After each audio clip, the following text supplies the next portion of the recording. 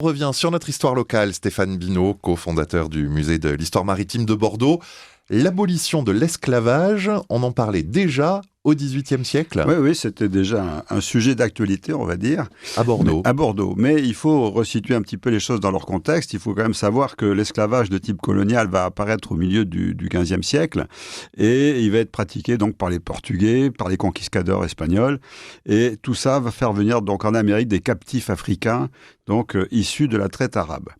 Et puis ensuite, cette traite négrière, elle va se généraliser au moment de la controverse de Valladolid, donc sous Charles Quint en 1550, où le débat va porter sur les Africains sont-ils plus ou moins humains que les Indiens. Vous voyez le sujet quand même. Et donc cette traite négrière va bientôt être pratiquée également donc, par l'Europe atlantique jusqu'au milieu du XIXe siècle. Mais le premier qui va s'élever contre l'esclavage, c'est notre cher philosophe bordelais Montesquieu, qui, en 1748, dans l'esprit des lois, va donc effectivement s'élever contre l'esclavage et la torture. Et puis, 40 ans plus tard, ce fut un dénommé André-Daniel Lafond de Ladeba, bordelais lui aussi, qui va prononcer un fameux discours à l'Académie royale des sciences, belles-lettres et arts de Bordeaux, le 28 août 1788. Ce discours va porter sur la nécessité et les moyens de détruire l'esclavage dans les colonies. Quelques extraits de ce discours vous montrent un petit peu l'état d'esprit de cet homme à l'époque. Je vous le lis parce que j'ai fait quelques extraits, mais qui sont intéressants. Il dit « Nous avons dépeuplé et avéli l'Afrique. L'Amérique dévastée a plié sous le joug de notre tyrannie. Nous y avons établi l'esclavage que la religion prescrivait dans nos climats. On dit que l'intérêt des colons rendait le sort de nos esclaves plus doux que celui des journaliers que la misère accable.